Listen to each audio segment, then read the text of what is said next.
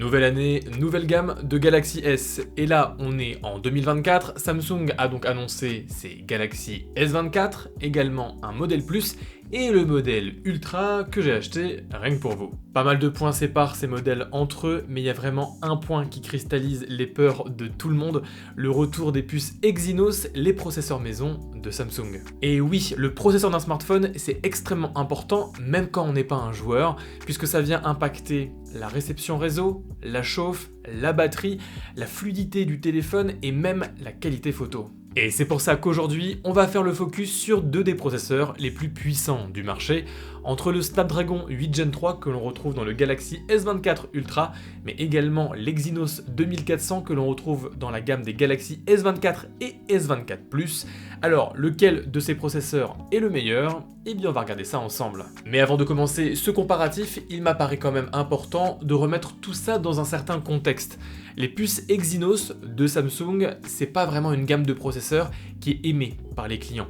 C'est une gamme de processeurs qui, depuis plusieurs années, témoigne de problèmes de chauffe, de problèmes de performance et aussi de gros problèmes de frustration puisque ces processeurs Exynos étaient globalement réservés à la population européenne et africaine, là où les Asiatiques ou les Américains avaient le droit, eux, à des processeurs Snapdragon, et on se rendait compte vraiment qu'il y avait de grosses différences entre ces deux modèles. Moi par exemple, il y a 2 ans, j'en ai fait les frais, j'ai acheté un Samsung Galaxy S22 Ultra avec la puce Exynos 2200, et le téléphone au final n'était pas terrible. On avait vraiment un téléphone qui chauffait, avec des performances moins bonnes, une autonomie qui était également moins bonne.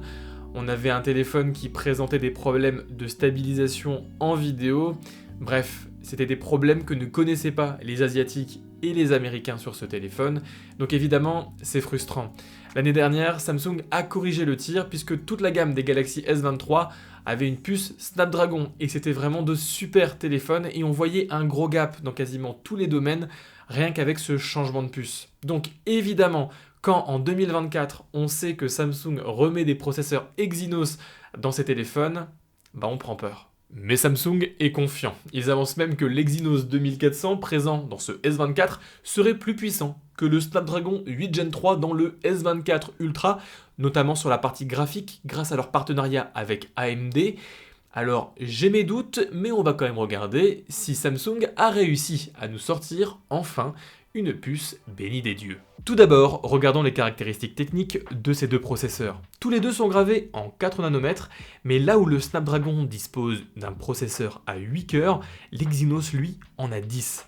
Pour la partie graphique, le Snapdragon s'appuie sur l'Adreno 750 qui supporte notamment le ray tracing et de son côté, la puce Exynos s'appuie sur une puce Xclipse 940 qui utilise l'architecture AMD RDNA 2.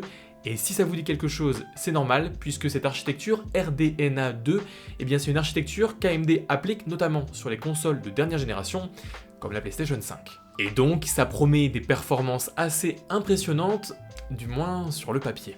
Enfin, d'un point de vue modem, là aussi il y a du changement. Le Snapdragon 8 Gen 3 permet des débits allant jusqu'à 10 gigabits par seconde en téléchargement, alors que pour Samsung, avec sa puce Exynos, on est plutôt sur du 7,30 gigabits par seconde en téléchargement, une différence assez sensible donc. Comme on peut le voir donc sur le papier, on n'a pas d'énorme différence entre ces processeurs. Avec le Snapdragon, on a un petit peu moins de cœurs mais une plus haute fréquence. Avec la puce de Samsung, on a un peu plus de cœurs et un processeur graphique par AMD. Reste à voir ce que ça donne en performance réelle. Au niveau benchmark, sur AnTuTu, le SoC de Qualcomm est légèrement devant, avec une avance de 8%. Il domine sur la partie processeur et sur la partie graphique, mais avec un delta assez insignifiant. Sur Geekbench, les deux processeurs sont très proches en single core, mais le Snapdragon 8 Gen 3 prend l'avantage en multicore avec une avance d'environ 5%.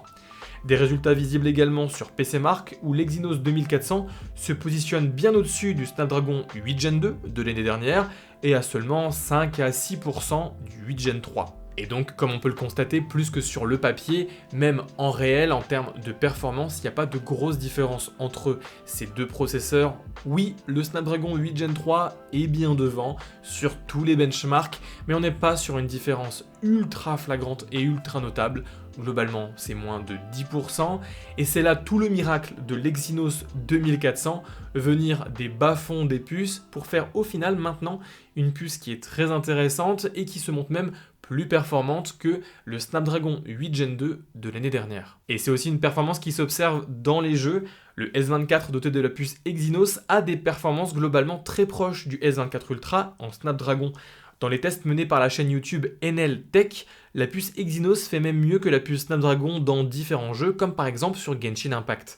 Dans mon usage, aucun des deux n'a souffert lors de sessions de jeu ou n'a montré de signes de surchauffe à outrance. Il faut cependant bien prendre en compte que le S24, bien plus petit que le S24 Ultra, a une chambre de dissipation thermique réduite et que le S24 Plus sera probablement un meilleur choix si vous souhaitez beaucoup jouer sur téléphone. Rien que sur AnTuTu, le S24 a perdu 9% contre 7% pour le S24 Ultra avec une différence de prise en température non négligeable de 6 degrés. Évidemment, un processeur mieux optimisé va avoir un impact visible au niveau de l'efficience et de l'autonomie de ces deux appareils. Pour mesurer la consommation d'énergie, le benchmark PCMark permet de réaliser un test complet sur un cycle de batterie. Et le plus saisissant, c'est que la puce Exynos se révèle être étrangement bien optimisée. C'est loin d'être la meilleure puce qu'on ait pu avoir, mais c'est aussi à des années-lumière des anciennes puces Exynos. Le S24 standard se permet même d'être plus économe que le S24 Ultra, et donc plus optimisé, avec une consommation moyenne plus basse d'environ 10%.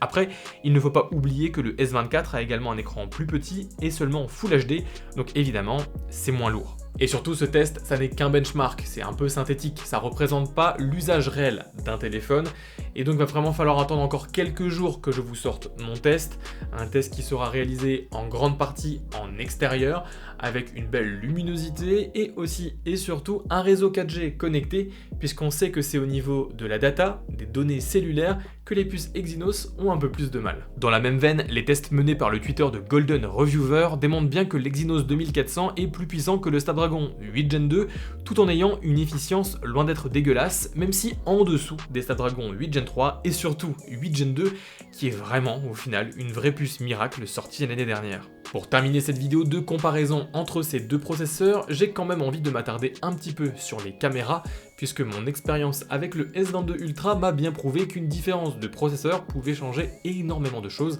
au niveau des photos et des vidéos.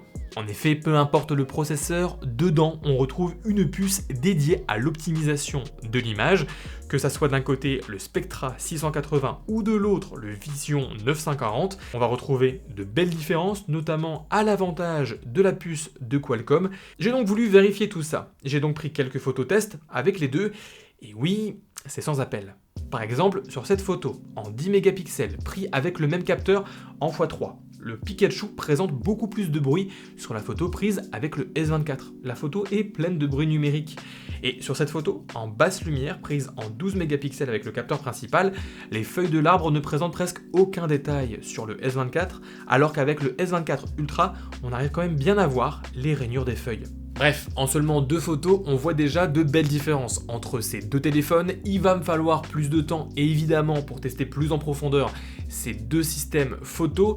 Mais je pense pas trop m'avancer en disant que, à mon avis, le Galaxy S24 avec donc sa puce Exynos fera probablement moins bien en photo et en vidéo que le S23 avec une puce Snapdragon. Et voilà, c'est la fin de ce comparatif entre l'Exynos 2400 et le Snapdragon 8 Gen 3, et au final, vous l'avez bien vu, le résultat est sans appel. La puce de Qualcomm est meilleure partout. Et ça, on s'en doutait un peu. Pour autant, j'ai pas envie de cracher dans la soupe. Ce qu'a réussi à faire Samsung ici avec l'Exynos 2400, c'est quand même remarquable. Ils ont réussi à proposer des performances au-dessus du Snapdragon 8 Gen 2 de l'année dernière, avec des températures correctes, avec une efficience honnête, et donc on est vraiment sur un énorme pas en avant par rapport à ce que Samsung était capable de faire il y a encore quelques années. Alors évidemment, le maintien de la puce Snapdragon 8 Gen 3 sur toute la gamme aurait été largement préférable, mais si vous voulez vraiment à tout prix le S24 ou le S24 Plus, n'ayez pas peur de la puce Exynos 2400, ça reste quand même une proposition plus qu'acceptable. Mais si vous voulez le meilleur, ça fait 3-4 jours que j'ai ce téléphone en main et je peux déjà vous orienter plutôt vers le S24 Ultra qui fait moins de concessions, ou alors aller vers la gamme des S23 de l'année dernière qui elle aussi fait très peu de concessions avec un prix moindre et qui est toujours extrêmement intéressante. Mais bon, je vais vraiment attendre mon test complet pour voir si je maintiens toujours ce que je dis. Allez, à la prochaine.